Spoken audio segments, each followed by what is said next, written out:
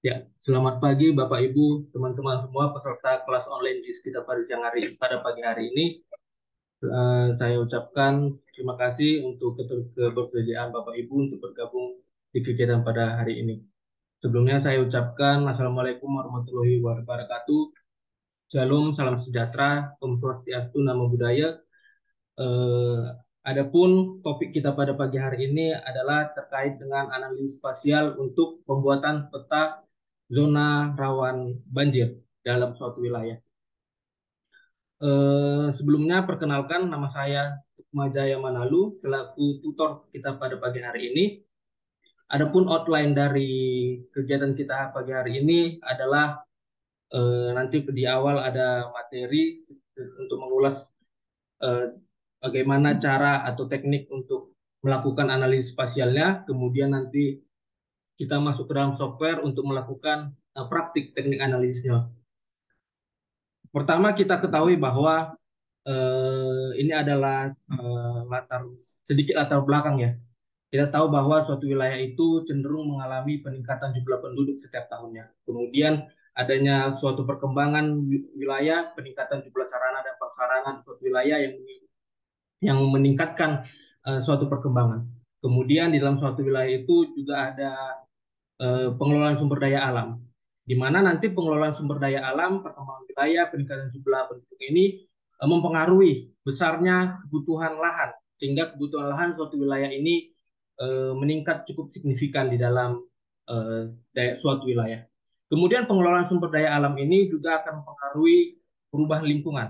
Nah, kebutuhan lahan yang meningkat ini akan menyebabkan terjadinya konversi lahan atau alih fungsi lahan dan adanya eksploitasi sehingga lahan tersebut melebihi daya dukungnya dan dipengaruhi oleh perubahan iklim sehingga nanti dikhawatirkan akan tercipta atau timbulnya suatu bencana. Salah satu bencana yang cenderung terjadi di suatu wilayah itu adalah bencana banjir, khususnya itu di wilayah-wilayah perkotaan. Oleh karena itu, selaku pemerintah atau selaku perencana, sebelum melakukan perencanaan wilayah, maka perlu adanya suatu analisis yaitu pemetaan zona rawan banjir. Pemetaan zona rawan banjir ini memiliki keterkaitan dengan pola ruang. Jadi sebelum merencanakan suatu wilayah kita harus mengetahui bagaimana eh, karakteristik wilayah tersebut, apakah perencanaan kita itu berada di zona rawan banjir atau tidak. Jadi kalau kita sudah mengetahui mana yang zona yang rawan, mana yang tidak rawan, kita bisa melakukan perencanaan berbasis mitigasi bencana. Nah, pemetaan zona rawan banjir ini dapat dianalisis dengan menggunakan teknologi GIS. Mungkin Bapak Ibu sebagian sudah familiar ya sama teknologi GIS. Banyak sekali peran GIS di berbagai bidang. Ini salah satunya adalah di bidang perencanaan wilayah. Ada beberapa peran yang saya highlight di sini. Yang pertama adalah menggambarkan kondisi suatu wilayah. Kita tahu bahwa setiap wilayah itu memiliki kondisi atau karakteristik yang berbeda-beda. Bagaimana topografinya, bagaimana iklimnya, bagaimana curah hujannya itu pasti berbeda-beda. Dan ini bisa dianalisis dengan menggunakan teknologi GIS. Kemudian untuk manajemen tata ruang dan tata guna lahan. Kita tahu bahwa setiap wilayah itu kan pasti memiliki tata ruang. Dan tata ruang ini basisnya itu adalah spasial. Jadi tidak hanya berbentuk dokumen perda saja, tetapi di samping itu dia memiliki data spasial yang berupa peta RT RW. Jadi di situ nanti ada pola ruang dan ada struktur ruangnya. Kemudian GIS ini dapat mengawasi daerah rawan bencana alam seperti untuk melakukan pemantauan, kemudian untuk melakukan pencegahan dan rencana pembangunan kembali daerah bencana. Dan poin ketiga inilah yang akan kita terapkan nanti pada siang hari ini, pada pagi hari ini untuk menganalisis zona rawan banjir. Kemudian selanjutnya ada dapat melakukan pemetaan kondisi lingkungan dan pengukuran. Pemetaan kita tahu bahwa wilayah ini kan cakupannya sangat luas. Misalnya kita ingin melihat bagaimana eh, kesesuaian lahan, contohnya kondisi lingkungannya, kesesuaian lahan. Ini bisa menggunakan teknologi GIS. Jadi kita tahu bahwa mana saja lokasi-lokasi yang sesuai untuk dijadikan permukiman atau mana lokasi yang sesuai untuk dijadikan kawasan pertanian. Karena dalam menentukan suatu kawasan itu kan harus memperhatikan daya dukung lahannya. Kita nggak boleh sembarangan menentukan suatu kawasan di dalam suatu wilayah. Dikhawatirkan nanti jika tidak mempertimbangkan kesesuaian lahannya atau tidak mempertimbangkan kondisi lingkungannya, dikhawatirkan nanti akan eh, melebihi daya dukung sehingga akan lahan tersebut akan terdegradasi. Kemudian untuk pengukuran, wilayah ini kan cakupannya sangat luas. Kita nggak mungkin mengukur eh, suatu wilayah dengan menarik meteran ya. Jadi untuk pengukuran ini agar lebih mudah, agar lebih efektif dan lebih hemat biaya dan tenaga, ini bisa menggunakan teknologi GIS. Kemudian ada evaluasi lahan. Ini misalnya untuk komoditas pertanian maupun non pertanian. Evaluasi lahan ini sama seperti kondisi lingkungan tadi yang saya jelaskan tadi bahwa mana lokasi-lokasi yang memiliki yang berpotensi sebagai pusat pertanian, pusat suatu komoditas, mana wilayah-wilayah yang akan dijadikan sebagai pusat komoditas kopi, mana wilayah yang akan dijadikan sebagai komoditas padi, ini bisa dianalisis dengan teknologi GIS. Kemudian untuk non pertanian, ini misalnya permukiman seperti saya jelaskan tadi sebelumnya. Itu adalah beberapa peran JS yang saya highlight pada pagi hari ini. Kemudian di sini ada manfaat pemetaan zona rawan banjir. Kita bisa lihat Bapak Ibu bahwa eh, itu dapat memberikan informasi tentang lokasi rawan banjir. Artinya setelah melakukan pemetaan, kita mengetahui di mana lahan-lahan yang lokasi-lokasi yang memiliki tingkat kerawanan yang sangat tinggi. Kemudian nanti dapat memberikan informasi, memberikan arahan dalam perencanaan wilayah. Jadi setelah kita mengetahui di mana wilayah-wilayah yang memiliki kerawanan yang tinggi, apa arahan atau apa perencanaan dari pemerintah atau selaku stakeholder atau perencana eh, di wilayah tersebut. Apakah dengan membangun tanggul atau membangun kanal atau memperlebar eh, sungai seperti itu. Jadi nanti eh, keluar arahan-arahan perencanaan. Kemudian memberikan masukan kepada pemerintah dalam kebijakan ini terkait juga dengan poin kedua ya. Jadi setelah kita ketahui bahwa lokasi Kecamatan A ini memiliki tingkat kerawanan banjir yang sangat tinggi. Nah, nanti dari situ pemerintah tahu, oh sebaiknya kita menyusun kebijakan apa yang ada di sana. Apakah kita membangun infrastruktur untuk mitigasi bencananya, atau kita meningkatkan sumber daya manusianya agar lebih siap untuk menghadapi banjir misalnya seperti itu. Jadi ini sangat bermanfaat ya bagi stakeholder, bagi perencana untuk melakukan pemetaan zona rawan banjir. Kemudian parameter ini ada parameter eh,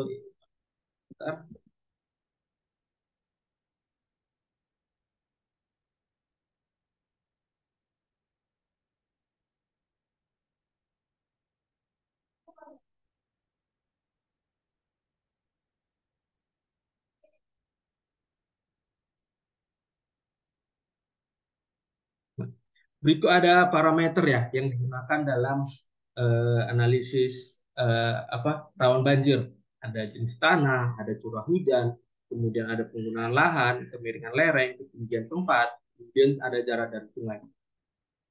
Kita lihat bahwa di sini ada jenis tanah. Nanti jenis tanah ini kan dibagi-bagi, banyak beberapa jenis tanah.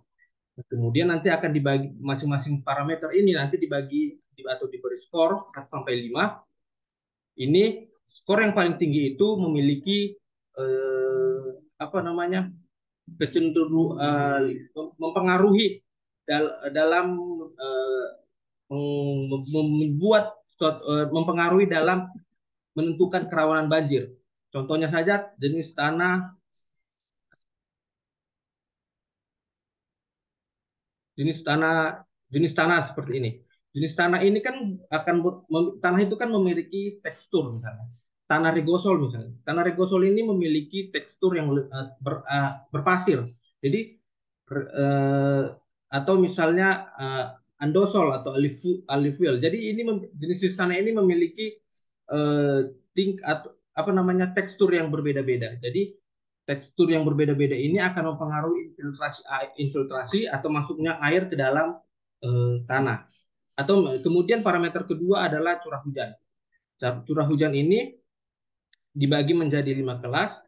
Semakin tinggi curah hujan, maka dia memiliki tingkat kerawanan yang lebih tinggi. Begitu juga sebaliknya, semakin rendah curah hujan, maka dia memiliki kerawanan banjir yang lebih rendah. Selanjutnya ada parameter ketiga yaitu penggunaan lahan.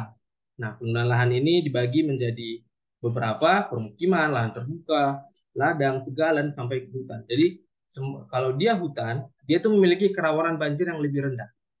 Misalnya saya permukiman atau badan air, dia memiliki tingkat kerawanan yang lebih tinggi. Dia diberi skor 4. Nah, karena apa? Karena permukiman ini kan lahan terbangun dan sifatnya adalah permanen.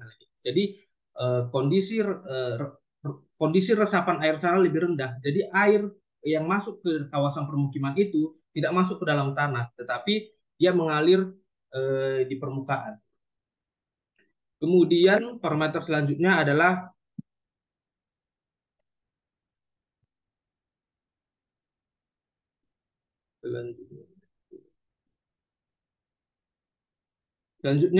kemiringan lereng ya. Nah, di sini kita bagi 4, 0 sampai 8, 8 sampai 15, 15 sampai 25, 25 sampai 40, dan lebih besar dari 40. Jadi, artinya semakin besar kemiringan lereng, maka eh, tingkat kerawanannya semakin rendah. Sedangkan kemiringan lereng yang lebih kecil atau 0 sampai 8% itu memiliki tingkat kerawanan yang lebih tinggi seperti itu. Kenapa? Karena gini, kemiringan lereng yang lebih cenderung terjal ya, sangat terjal ini kan eh, air yang turun ke dalam wilayah-wilayah yang memiliki kemiringan lereng yang tinggi, airnya kan langsung mengalir. Nah, jadi dia mengalir ke daerah yang memiliki daerah yang bawah seperti itu. Jadi air itu akan lebih besar di daerah kemiringan lereng yang lebih eh, rendah. Kemudian adalah ketinggian tempat. Ketinggian tempat ini dibagi menjadi 5 juga dan diberi skor 0 sampai 25, kemudian dan terakhir adalah di atas 300 mdpl. Ini juga berhubungan ya seperti kemiringan yang tadi. Kemudian ada jarak sungai dibagi juga menjadi 5 dan diberi skor wilayah atau lokasi yang memiliki skor yang lebih dekat dengan jaringan sungai, dia itu memiliki tingkat kerawanan banjir yang lebih tinggi dibandingkan wilayah-wilayah atau lokasi yang jauh dari sungai seperti itu.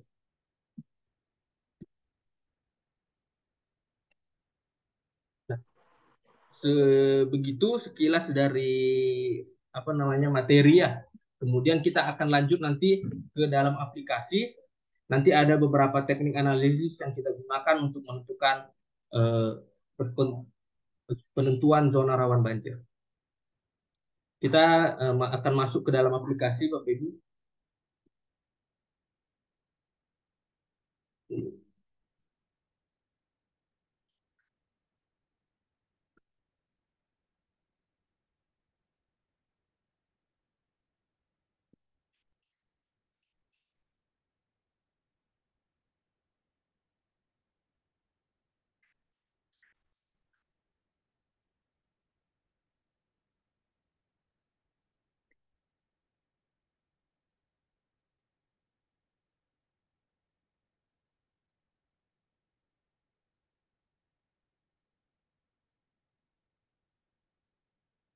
Oke, Eh, kita lihat tadi Bapak Ibu bahwa salah satu parameter yang digunakan itu adalah kemiringan lereng dan ketinggian tempat.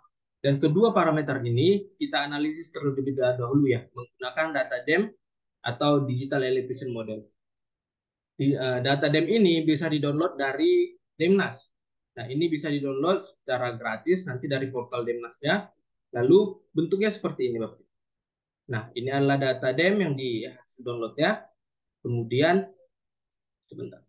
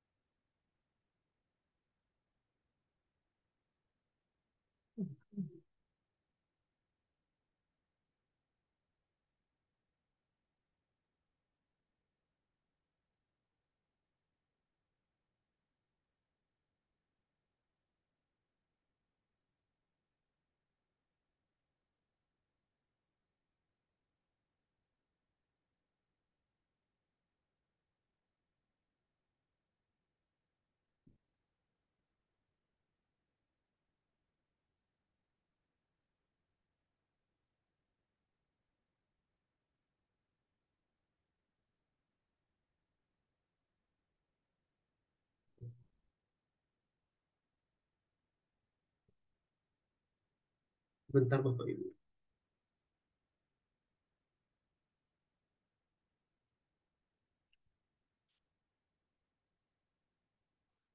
Bentar aplikasinya sedang ya, sedang loading Bapak Ibu.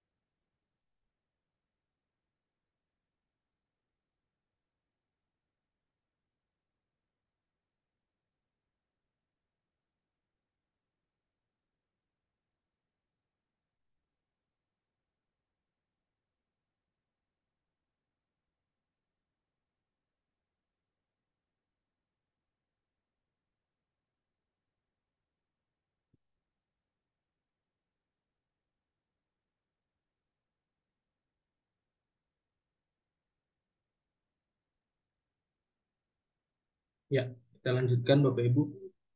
Ini adalah tampilan data DEM yang diunduh dari portal Demnas. Seperti itu.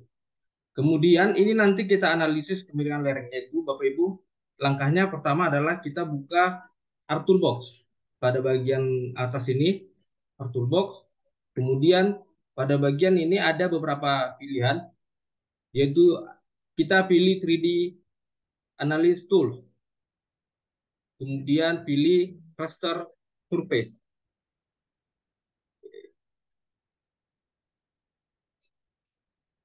Kemudian kita pilih Slope. Oke, di sini kita lihat bahwa pada jendela slope, pada bagian input raster, kita masukkan data DEM yang akan kita analisis kemiringan lerengnya. Kita bisa drag,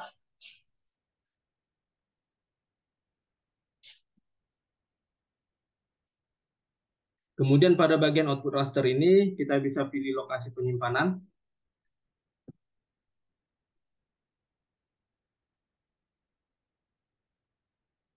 Misalnya slope dengan ekstensitif. Oke, pada bagian output measurement ini ada dua pilihan Bapak Ibu. Ada degree, ada percent rise. Karena kita ini ingin membuat kemiringan lereng dengan satuan persen, maka kita pilih percent rise. Oke, setelah itu kita klik OK. Kita tunggu beberapa saat, nanti akan tampil hasil dari uh, analisis kemiringan lereng.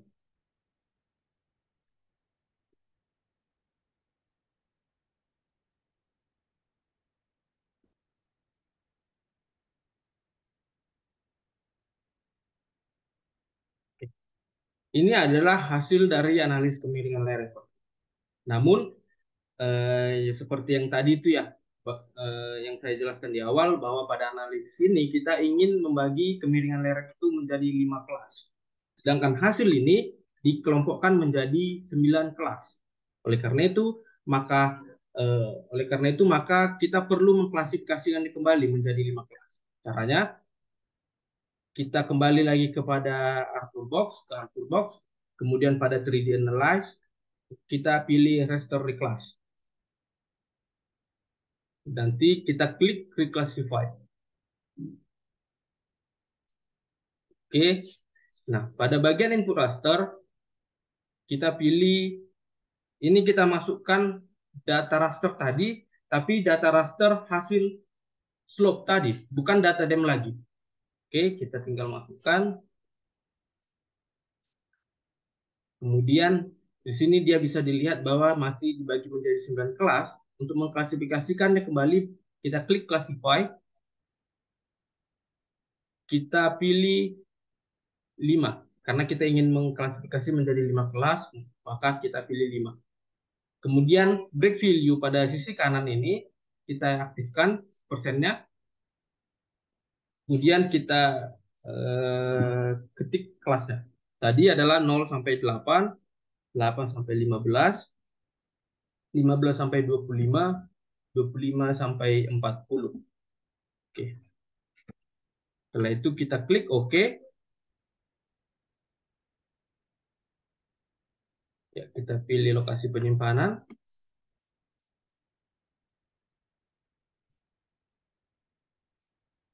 Oke, kita klik save. Lalu kita klik OK.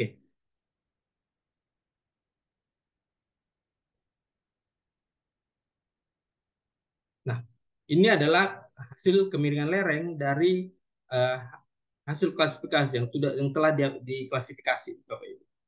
Namun ini masih berbentuk data data raster. Nah, padahal yang kita inginkan adalah dia berbentuk data vektor. Oleh karena itu, maka setelah melakukan klasifikasi atau melakukan reclassify, kita perlu eh, mengkonversi dari data raster menjadi data vektor. Nah, langkahnya pada bagian Artur Box itu kita bisa lihat pada bagian conversion tool. Nah, di sini banyak pilihan Bapak Ibu. Nah, karena kita ingin mengkonversi data raster menuju data vektor, maka kita pilih from raster. Nah, di sini ada pilihan juga. Ada raster to point, ada raster polygon, polyline, dan lain-lain. Kita pilih data raster to polygon. Oke. Nah, sini juga ada pada jendela raster to polygon ada input raster. Nah, di sini yang kita masukkan adalah kemiringan lereng hasil klasifikasi tadi. Kita masukkan, kemudian kita pilih lokasi penyimpanan. Misalnya kita beri nama loop dalam format SHP, lalu kita klik save, lalu kita klik OK dan tunggu beberapa saat.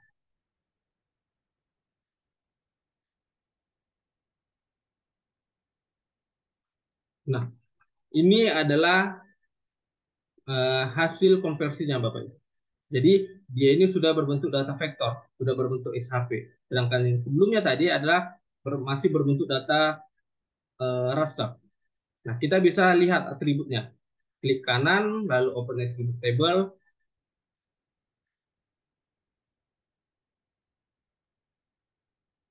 Nah, ini adalah data atributnya, Bapak. Kita tahu bahwa banyak sekali ya datanya ini ya, sampai hampir mencapai uh, hampir mencapai 20.000 poligon seperti itu. Kita lihat untuk memerapikan ini agar lebih mudah untuk dianalisis nantinya, kita perlu melakukan dissolve Bapak Ibu. Jadi ini kan ada grid code, ada 1, 1, 1, 3, 1 gitu. Jadi ini kita merge, kita gabungkan. Kode yang satu akan dikelompokkan menjadi satu poligon, kode 2 akan dijadikan dua poligon yang sama seperti itu dengan menggunakan fitur dissolve. Langkahnya adalah pada bagian geoprocessing kita pilih dissolve. Nah, bagian input feature ini kita masukkan SHP hasil konversi tadi, SHP yang ingin kita dissolve. Kita drag, kemudian kita pilih lokasi penyimpanan. Misalnya kita beri nama, oke, kita klik OK, kita klik save. Lalu di sini pada bagian kotak dissolve kita centang salah field yang ingin kita dissolve.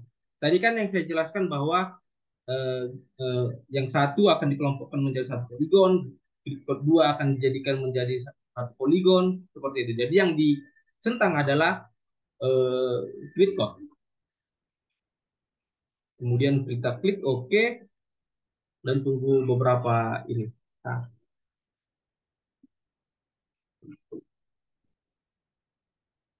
nah, ini sudah selesai, Bapak. Kita bisa lihat atributnya. Nah, jadi dia akan terkelompok dia tweet code-nya masing-masing. Berbeda dengan yang sebelumnya, sebelum di dissolve, dia sangat banyak poligonnya ya, Bapak. Jadi agak reward. Oke, seperti ini. Begitu cara membuat, kemudian kita berikan pewarnaan dulu, kita double klik dulu, kemudian kita categorize, kita beri pewarnaan seperti itu. Jadi,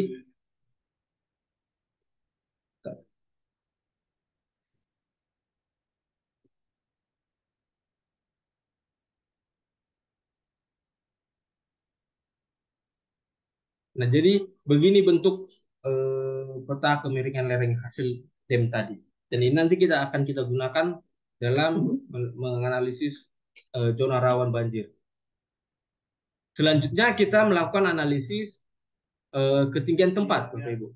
Langkahnya sedikit hampir sama dengan dengan kemiringan lereng. Caranya bisa kita lihat, kita kembali ke data DEM tadi. Ini adalah data DEM awal. Kita buka lagi ArcToolbox-nya. Kita buka ArcToolbox-nya, kemudian kita pilih 3D Analyze, kita pilih langsung ke Reclassify.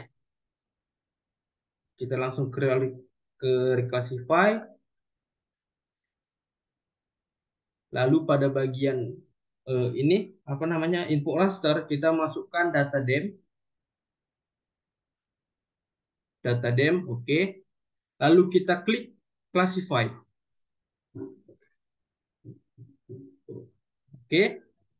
Kita tadi ingin membaginya menjadi 5 kelas, oke. Di sini bedanya, di sini tidak kita centang persen. Kalau tadi kan kita centang persen. Kalau ini kita biarkan saja, kita buat saja, atur saja ketinggiannya berdasarkan ya, yang tadi, pengelompokan yang tadi, 0 sampai 25, kemudian ketinggian apa namanya? 0 sampai 25, 21 sampai 50 seperti itu. Jadi seperti 0 sampai 25, 25 sampai 50, 50 sampai 75, 75 sampai 100, dan di atas 100 ini tinggi maksimalnya. Oke, kita klik OK. Kita pilih lokasi penyimpanannya. Bisa kita buat misalnya save, kita klik save, kemudian kita klik OK.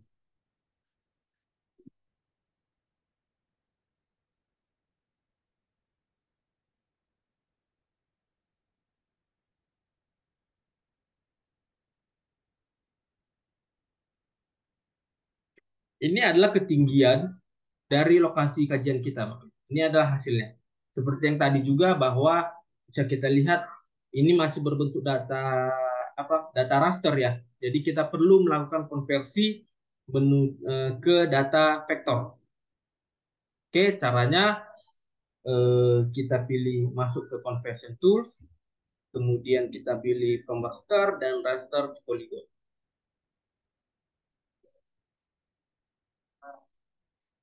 Selanjutnya input raster. Pada bagian input raster ini kita pilih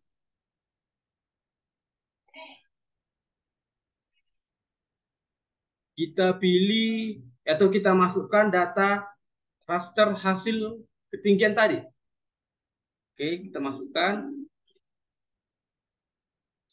Kemudian kita pilih lokasi penyimpanan. Misalnya,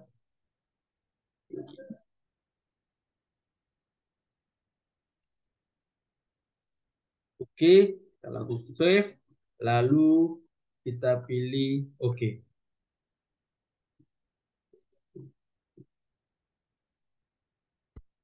Oke, kita bisa lihat data atributnya bahwa eh, sama seperti poligon kemiringan lereng tadi, Bapak Ibu, bahwa di sini mencapai poligonnya itu mencapai hampir 800 poligon ya. Jadi kita lakukan dissolve. Harus caranya kita klik your processing, lalu kita pilih dissolve. Pada bagian input feature ini kita masukkan SHP yang ingin kita dissolve, yaitu SHP ketinggian. Kemudian kita pilih lokasi penyimpanannya, kemudian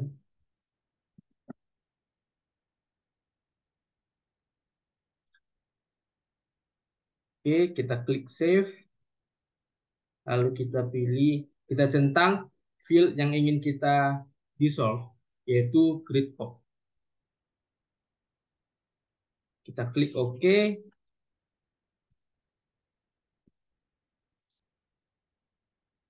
Oke.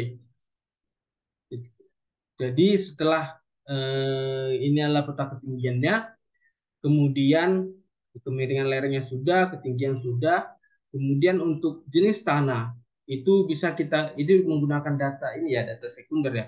Itu bisa kita peroleh dari BBS DLP, kemudian untuk curah hujan itu bisa data curah hujan dari BMKG, kemudian untuk data penggunaan lahan itu bisa menggunakan eh, digitasi on screen. Kemudian untuk apa lagi ya parameternya? Untuk jarak dan sungai. Oke. Jarak dan sungai ini kita bisa menggunakan metode buffer ya, metode multiple ring buffer. Jadi kita lihat dulu ini jaringan sungai mana.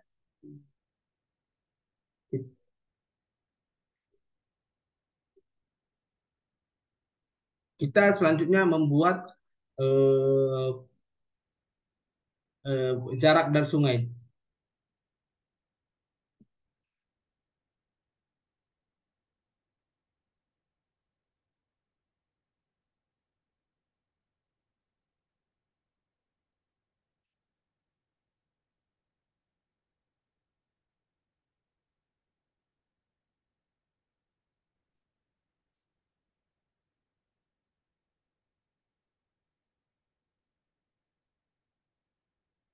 Kalau yang ini kan tadi sudah, ini dari data DEM, dan ketinggiannya juga dari data DEM. Kemudian ini kalau ini yang ini dari data ini dari visitasi on screen Bapak Ibu, ini juga diperoleh dari BMKG, kemudian ini dari BBSDLP ya, Balai Besar Sumber Daya Lahan Pertanian. Kemudian untuk jarak dari sungai ini dianalisis menggunakan multiple ring buffer. Ini nanti akan kita analisis. Dia seperti ini. Oke, kita kembali ke aplikasi.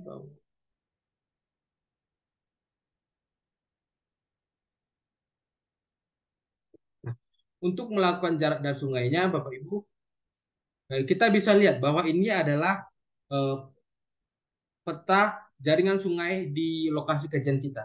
Ini bisa diperoleh dari eh, Tanah Air Indonesia itu ya portalnya, portal Tanah Air Indonesia dari RBI. Ada nanti di situ jaringan sungai.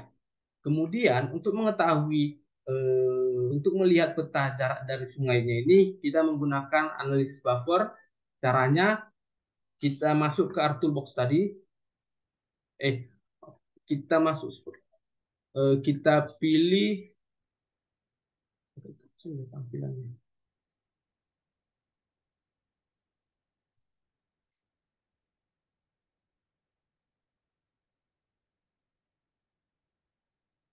Oke, kita bisa pilih geoprocessing, kemudian di situ ada search for tools. Kita klik, bisa kita ketikkan multiple ring buffer. Oke, kemudian akan muncul hasilnya, hasil sortnya. Sini ada multiple ring buffer, kita klik.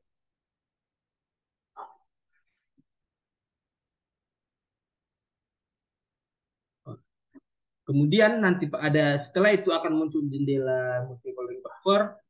Di sini ada pada bagian input feature-nya itu kita masukkan jaringan yang ingin kita buffer ya.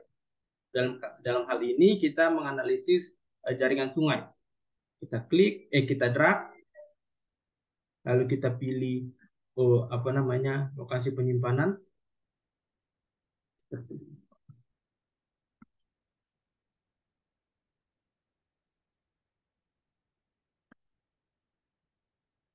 Kita pilih lokasi penyimpanan, kemudian kita masukkan jaraknya Bapak Ibu pada bagian distance. Jadi tadi itu jaraknya kalau dari jaringan sungai itu jaraknya itu adalah 0 sampai 25, 25 sampai 50, 50 sampai 75, eh, apa namanya 75 sampai 100 dan di atas 100. Itu. Kita bisa masukkan bahwa di sini 25 kita tambah, kemudian 25 sampai 50, 50 sampai 100, 100 sampai 300. Kemudian selanjutnya berarti di atas 300 misalnya kita buat saja 1000.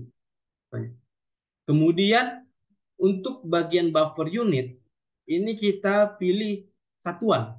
Dalam hal ini kita ingin menganalisisnya itu jaraknya itu dalam satuan meter. Oleh karena itu kita bisa pilih meter, lalu kita klik OK.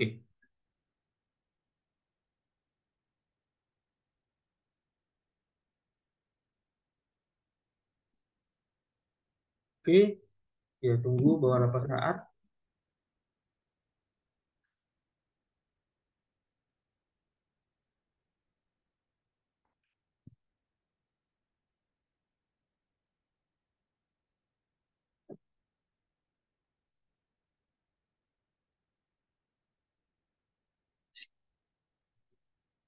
Kita tunggu ya Bapak Ibu.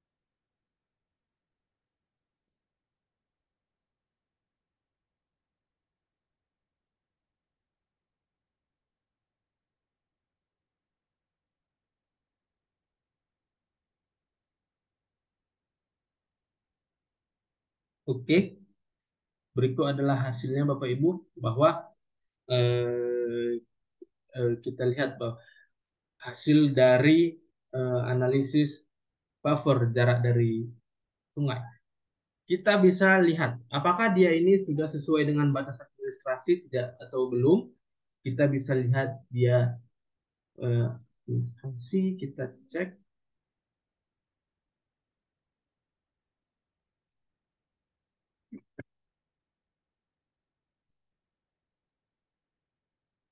Nah, karena ini kan belum sesuai dengan batas administrasi Bapak Ibu.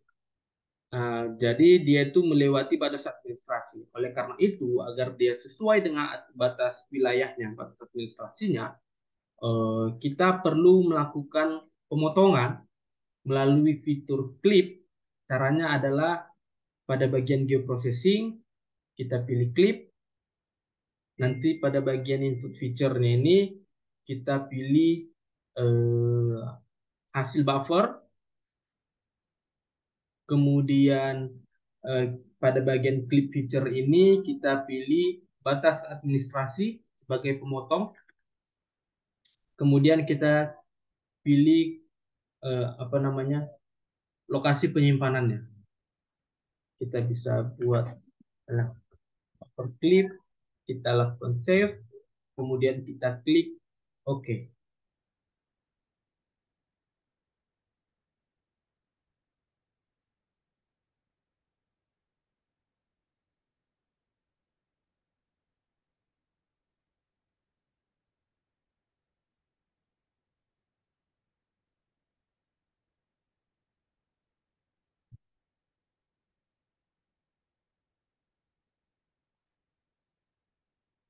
Oke.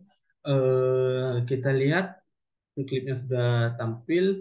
Kita lihat. Jadi bentuknya dia mengikuti apa namanya? Mengikuti bentuk atau batas administrasinya. Seperti itu. Kita bisa lihat data atributnya Bapak Ibu. Kita klik kanan, kita buka atributnya. Nah, di sini atributnya ini berisi jarak dari sungai. Kita bisa menambah field baru, misalnya kita ingin membuat keterangan ya yang lebih jelas ya karena nanti juga dibaca. Kalau ini kan fieldnya ini hanya distance. Kita buat field baru, kita klik add field, kemudian kita pilih misalnya jarak sungai.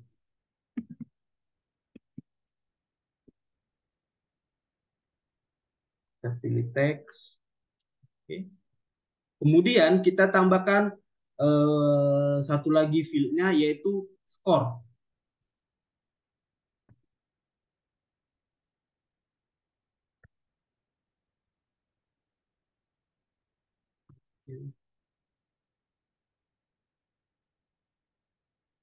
Oke, untuk pengisiannya ini kita akan karena editingnya masih off, jadi kita aktifkan dulu start editing, yaitu kita klik kanan, lalu kita pilih edit pada bagian edit feature, kita start editing. Kemudian open attribute table. Nah, di sini bisa kita apa namanya? Kita tuliskan keterangan jaraknya ya Bapak Ibu. Ini kan 25, berarti di sini kita buat 0 sampai 25 meter. Ini 25 sampai 50 meter. Begitu seterusnya.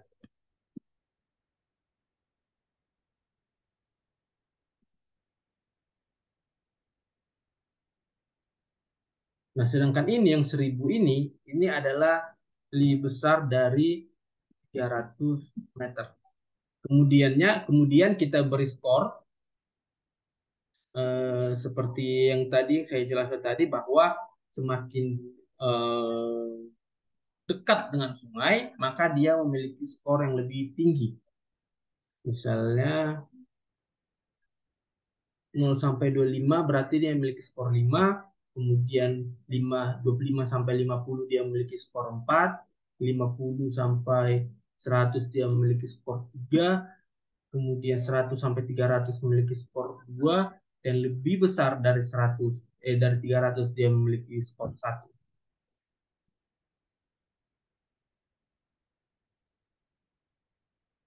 Oke, kemudian kita stop editing.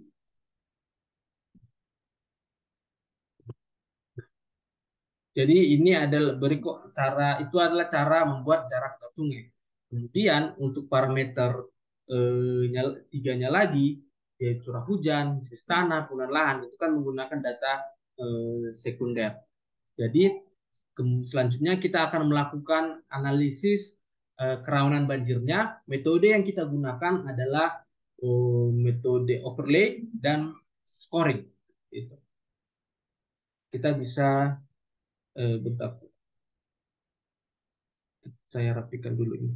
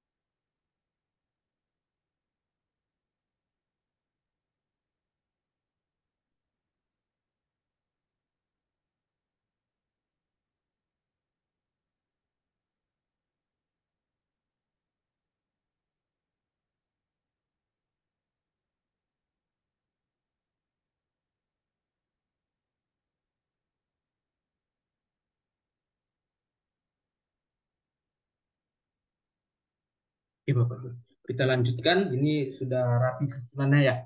Oke. Ini adalah SHP atau peta parameter yang akan kita overlay. Ada penggunaan lahan, ada jenis tanah, ketinggian, jarak, lereng, curah hujan. Jadi masing-masing dari atribut ini sudah diberikan skor seperti yang tadi saya apa namanya tunjukkan, misalnya jarak dari sungai, jadi sudah diberi eh, skor seperti ini. Begitu juga misalnya parameter yang lain ya, ketinggian misalnya sudah diberi masing-masing sudah diberikan skor pada masing-masing kelas, atau misalnya lereng sudah diberi skor seperti ini ya, dengan menambahkan field baru tadinya. Begitu juga dengan parameter-parameter yang lain.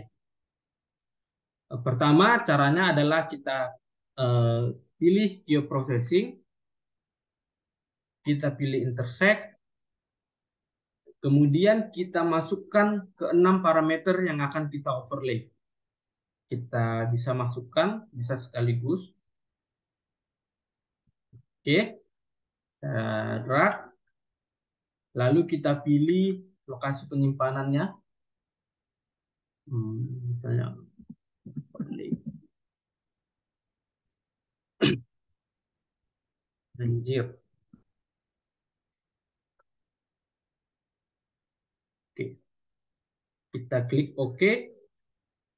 Kita tunggu beberapa saat, Bapak Ibu.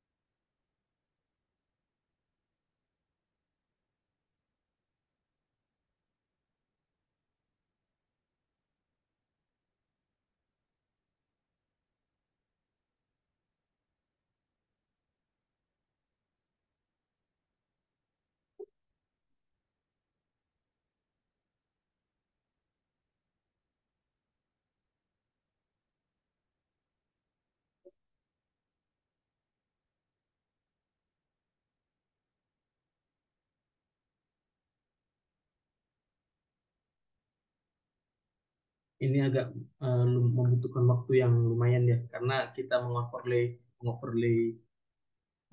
banyak 6 parameter. Ya, tunggu beberapa saat.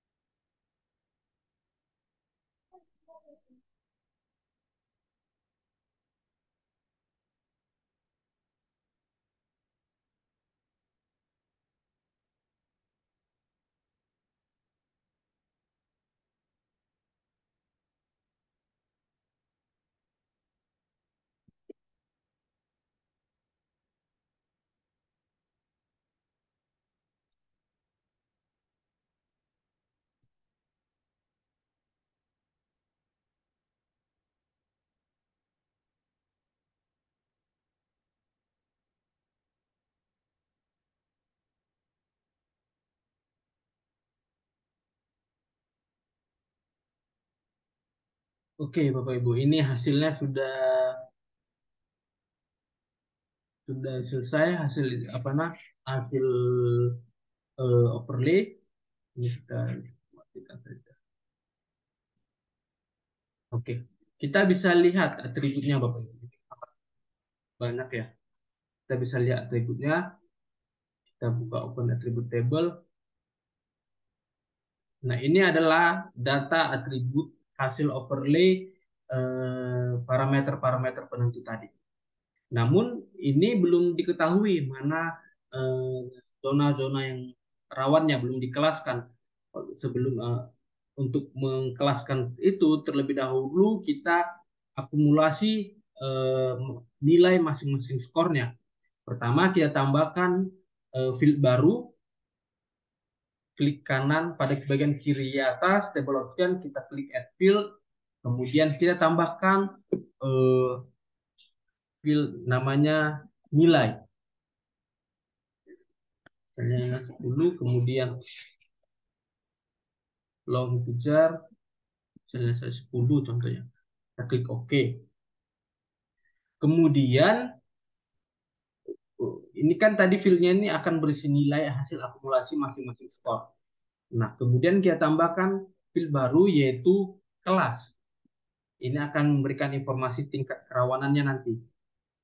Tipenya itu adalah teks. Kita klik OK. Nah, kemudian kita hitung Bapak Ibu. Kita jumlahkan skor masing-masing parameter tadi. Caranya pada bagian judul field nilai, kita klik kanan, kita pilih field kalkulator. Nah, skor masing-masing parameter tadi kita jumlahkan. Mulai dari skor penggunaan lahan, kemudian skor tanah, kemudian tambah skor ketinggian, ditambah skor jarak dari sungai, kemudian ditambah skor lereng, kemudian ditambah skor curah hujan, kemudian tambah berapa ini? 2, oke, 6. Pas. Kemudian setelah itu kita klik OK, Bapak Ibu. Nah, hasilnya adalah seperti ini. Nah, ini adalah hasil akumulasi eh, skor dari masing-masing parameter. Kita bisa lihat dari yang terendah sampai yang tertinggi. Jadi yang terendah itu memiliki skor 15, kemudian yang tertinggi adalah skor 30. Oke. Untuk mengkelaskannya, mana yang masuk kelas sangat rawan, rawan, sedang, eh, cukup rawan atau tidak rawan, ini bisa kita bagi berdasarkan nilai intervalnya. Caranya adalah nilai maksimal dikurang nilai minimal dibagi jumlah kelas. Jadi nilai nilai maksimal kan 30.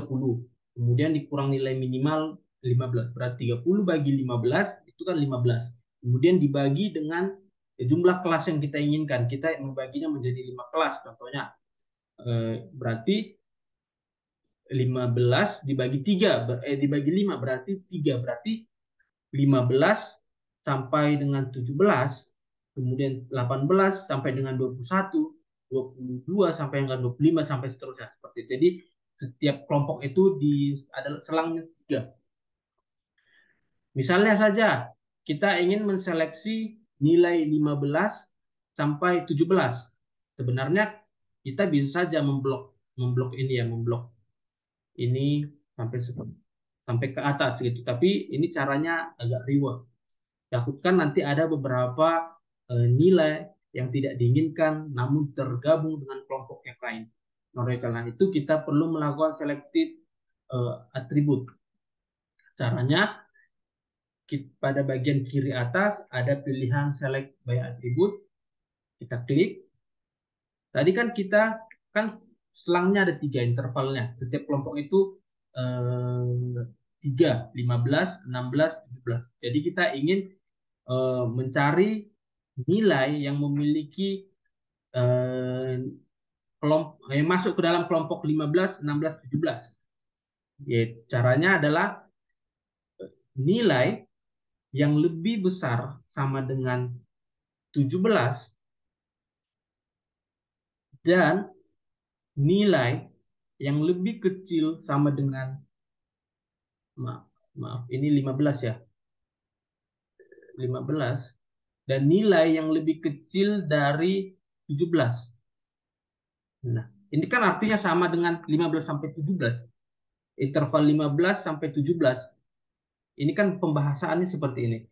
Kemudian kita klik apply, dia akan terblok. Yang terblok itu hanya kalau nilai 15 sampai 17. Nah, seperti itu.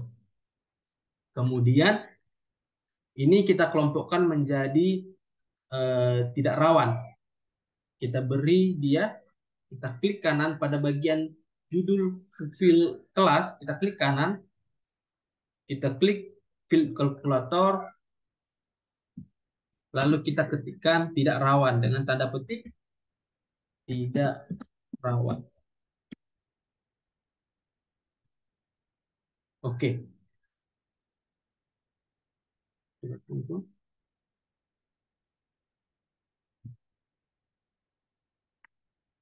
Kemudian kita ingin mengelompokkan lagi. Dari 15 sampai 17 sudah, berarti 18, 19, dan 20. Nah, kita bisa langkahnya tadi sama. Select by attribute.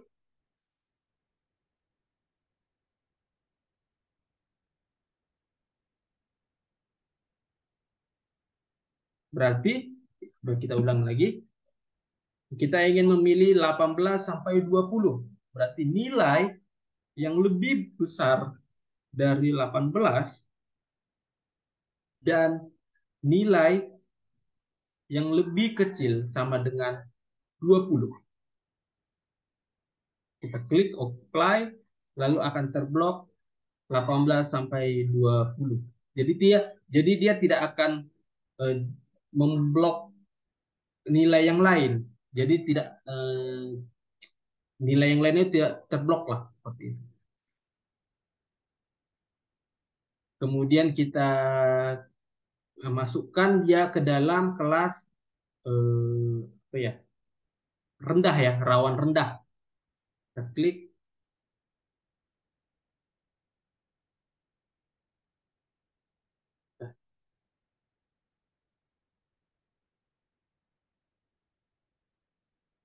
Kemudian dari nilai 21 sampai 23, bentar. Selanjutnya kita pilih nilai 21 sampai 23. Langkahnya sama, berarti ini nilai lebih besar dari 21 dan nilai lebih kecil dari 23. Kita apply.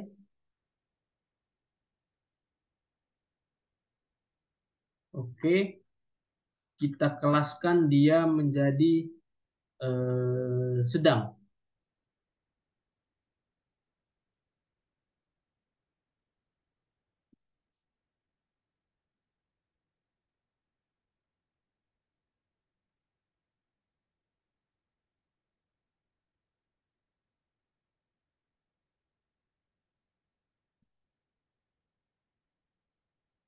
Selanjutnya dari 24, 25, 26 kita kelaskan dia menjadi tinggi, kerawanan tinggi. Kita selected by attribute dulu, berarti nilai 24 dan nilai yang lebih kecil sama dengan 26, kita apply.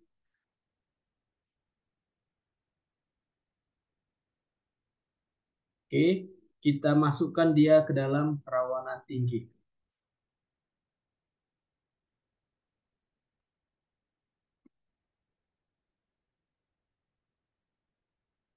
Klik OK.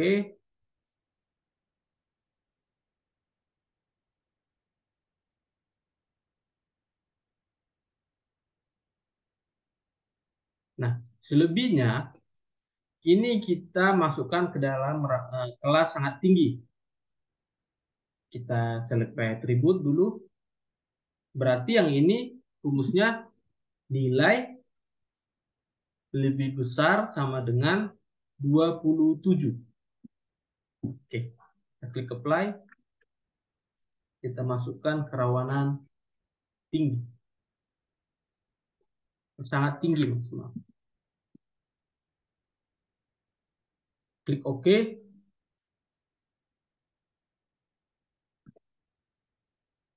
Nah, ini adalah hasil pengkelasannya berdasarkan nilai total hasil dari akumulasi skor masing-masing parameter.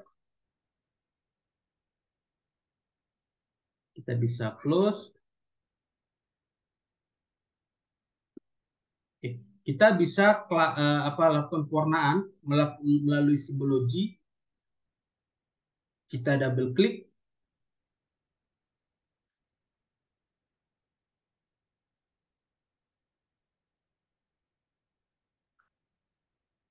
categorize, kemudian pada bagian simbologi, pada bagian value field ini kita lakukan pewarnaannya berdasarkan kelas. Kemudian kita pilih add all values. Kita susun mulai dari yang tidak rawan, rawan, sedang, tinggi sampai sangat tinggi. Kita lakukan berikan warna. Oke, lalu kita hilangkan border.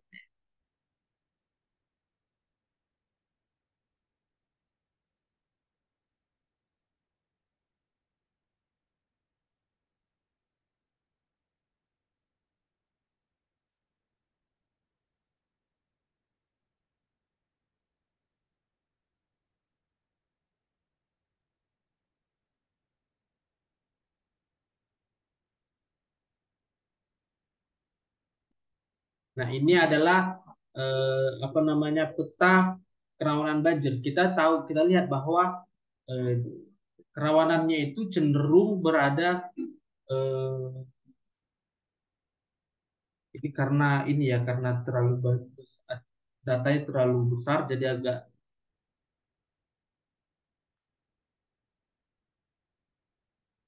atau bisa juga kita di solve Bapak Ibu karena ini kan atribut terlalu banyak jadi terlalu berat ya. Kita bisa di solve dia berdasarkan kelas. Langkahnya sama seperti yang tadi. Kita klik geoprocessing lalu kita pilih di solve. Kita klik pilih centang field yang akan di solve lalu pilih lokasi penyimpanan.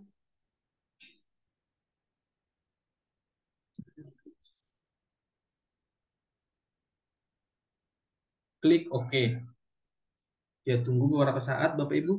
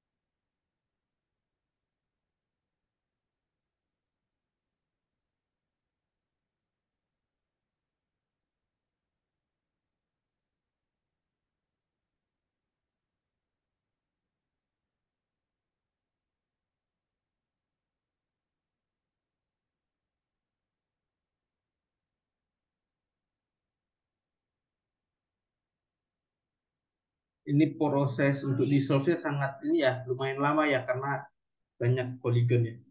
Oke, sembari menunggu kita bisa lihat bahwa em, berikut hasil dari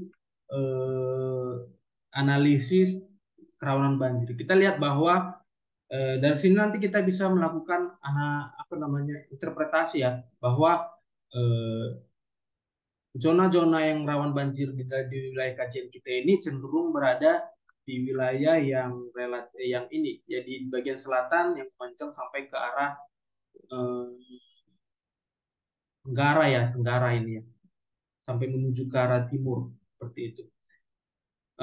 Di sini bisa kita lihat bahwa eh, ternyata di wilayah-wilayah selatan ini adalah wilayah yang cenderung lebih rendah dibandingkan wilayah-wilayah di bagian utara yang secara existing memang seperti itu wilayah lokasi kajian kita ini.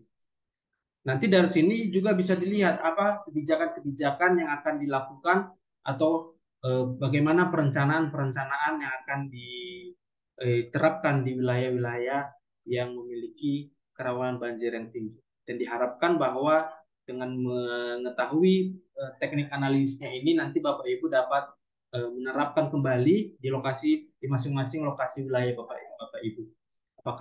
Apakah itu nanti peruntukannya untuk kebutuhan eh, tugas akhir atau misalnya atau buat teman-teman untuk tugas skripsi atau ada Bapak Ibu yang ingin mengambil topik ini untuk tugas akhir tesis atau disertasi atau ada juga untuk proyek penelitian seperti itu. Jadi diharapkan nanti Bapak Ibu sudah bisa menerapkan di lokasi kajiannya masing. Jadi sekian hasil dari eh, sekian dari pemaparan teknik analisisnya. Kemudian jika ada pertanyaan dari Bapak Ibu, saya beri kesempatan bertanya bisa melalui kolom chat atau bisa melalui open mic.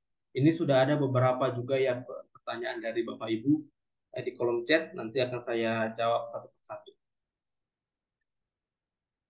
Untuk pertanyaan dari bentar, ini ada pertanyaan dari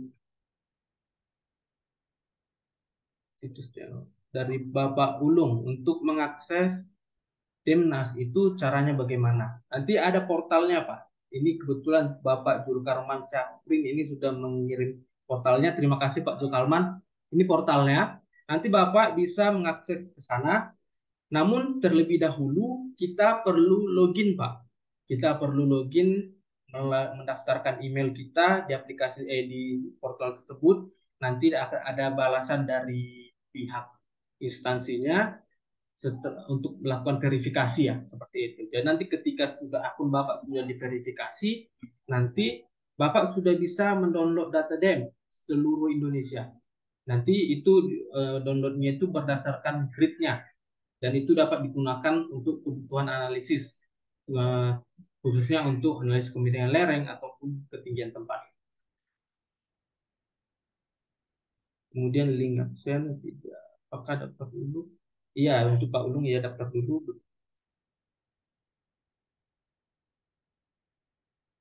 Oke, kemudian dari Bapak Muhammad Rajak ya,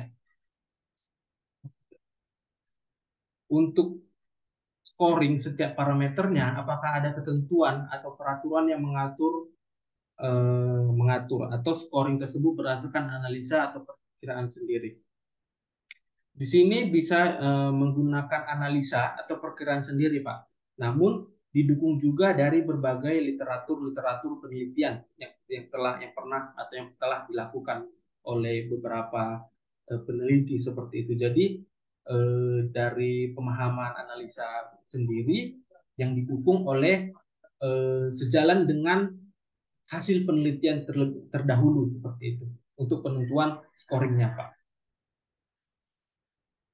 Kalau untuk ketentuan atau peraturannya ini saya belum belum ada ya sepertinya ya untuk skornya Pak. Kemudian dari Bapak Muhammad Alvin Faiz, data penggunaan lahan dan jenis tanah bisa didapat dari mana ya? Untuk data penggunaan lahan ini ada pertama kita bisa melakukan atau memperoleh data penggunaan lahan ini melalui digitasi on screen atau digitasi citra satelit. Nah, citra satelitnya ini nanti bisa diperoleh ya, bisa juga dari ini ya dari lapan. Itu nanti kalau tidak salah secara gratis. Kemudian penggunaan lahan juga bisa diperoleh dari data dari KLHK, Kementerian Lingkungan Hidup dan Kehutanan.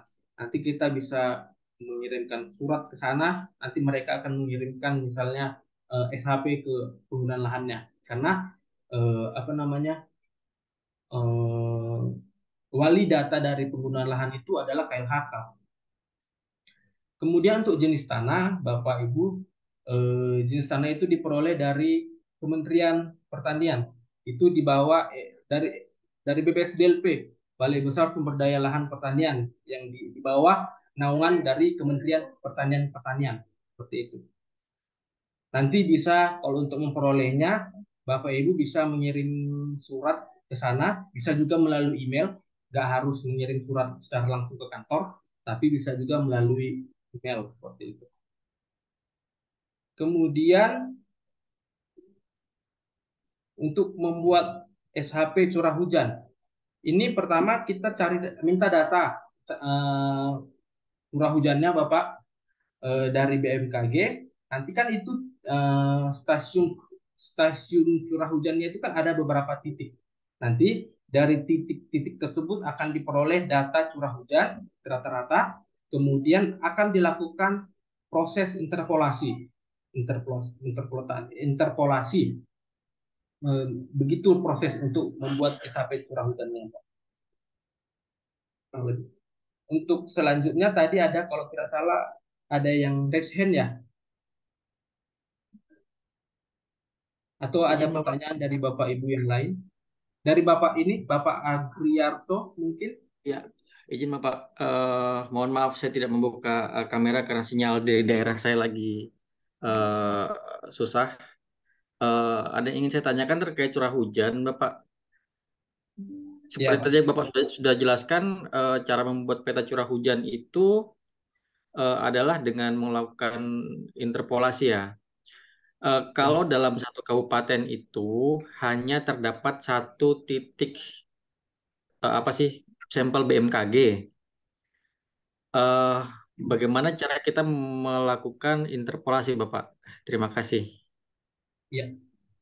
Untuk begini, curah hujan ini kan tidak mempertimbangkan batas administrasi, Pak. Jadi ketika nanti Bapak hanya menemukan satu titik saja stasiun curah hujan di kawasan tersebut, atau nanti Bapak bisa saja meminta data dari stasiun curah hujan wilayah tetangga. Nah, wilayah tetangga. Dan nanti titik di kabupatennya Bapak, kemudian titik di kabupaten yang lain yang berdekatan itu bisa diinterpolasi, Pak. Jadi nggak harus berdasarkan wilayah itu aja. Seperti dia itu kan curah hujan ini kan tidak berbasis batas wilayah, Pak. Namun nanti ketika ingin setelah diinterpolasi kan bisa diklik sesuai dengan batas administrasinya, Pak. Seperti itu kurang lebihnya, Pak.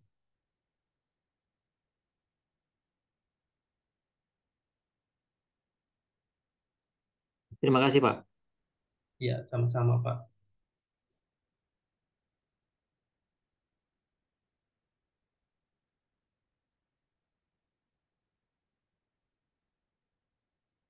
Untuk berkatullah Bapak berkatullah Rahimi, apakah bisa untuk curah hujan menggunakan metode apa bisa untuk curah hujan?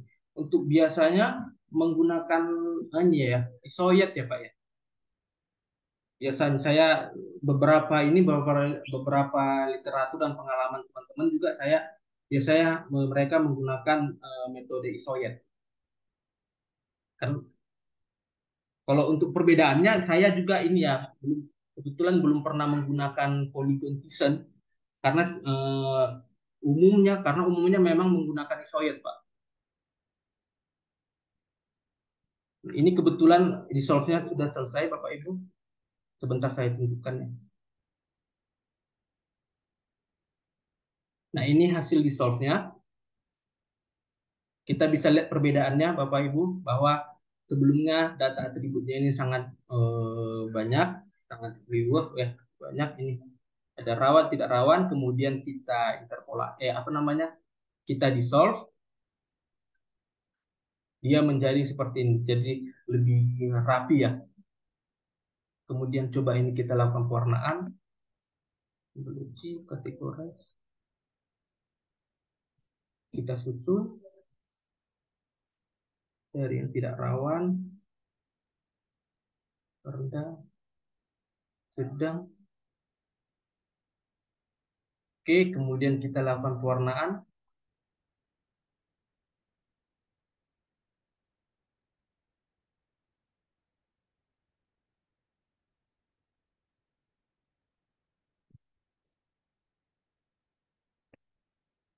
Oke, ini hasilnya ya Bapak Ibu ya, tidak mengalami perubahan atau perbedaan ya dari hasil sebelumnya di Microsoft. Yang berbeda itu cuman formasi data atributnya saja. Di mana di soft ini datanya itu lebih rapi seperti ini, namun untuk yang belum di soft dia itu masih menggunakan data yang banyak seperti ini dan seperti itu. Apakah ada pertanyaan dari Bapak Ibu yang lain?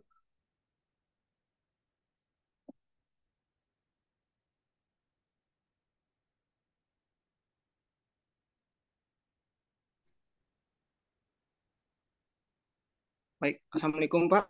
Saya Anggi mau bertanya. Ya, iya Ya Pak. sebelumnya, sebelumnya terima kasih atas kesempatannya. Sebelumnya saya juga minta maaf karena tidak bisa ngidupin kameranya karena sinyal yang terlalu kurang mendukung. Nah, mungkin langsung saja. Di sini saya mau menanyakan tentang parameter yang Bapak kasih. Kan di sini ada sungai. Nah, sedangkan di sini yang saya ketahui juga untuk daerah rawan banjir ini, apakah drainase juga mempengaruhi drainase yang ada di dalam kota? Karena jenis drainase sendiri juga berbeda, baik lebar dan dalamnya sendiri. Nah, untuk drainase sendiri, apakah masuk ke dalam sungai yang parameter tadi atau tidak, Pak?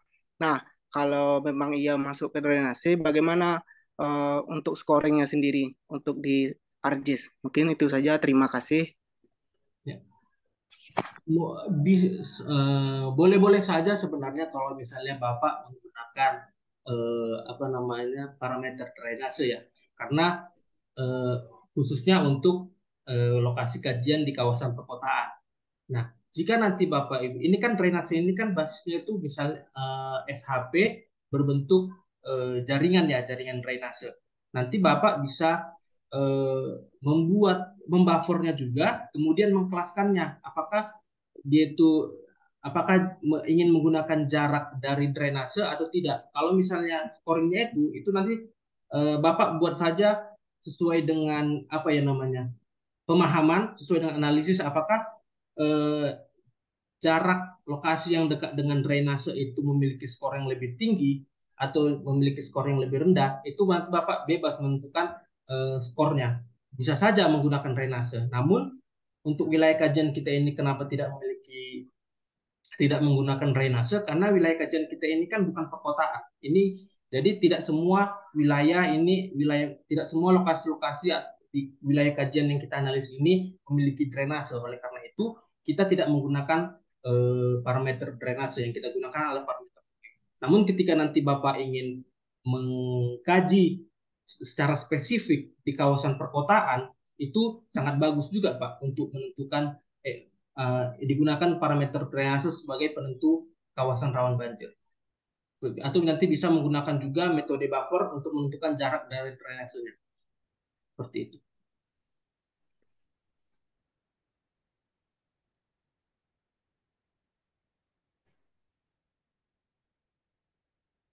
Apakah ada pertanyaan lain dari Bapak Ibu?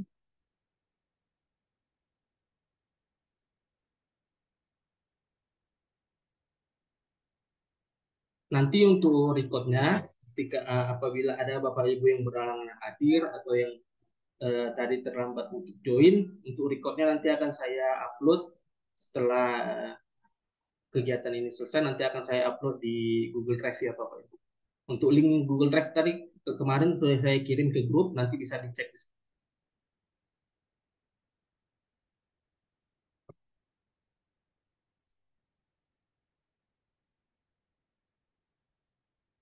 Apakah ada lagi pertanyaan dari Bapak Ibu?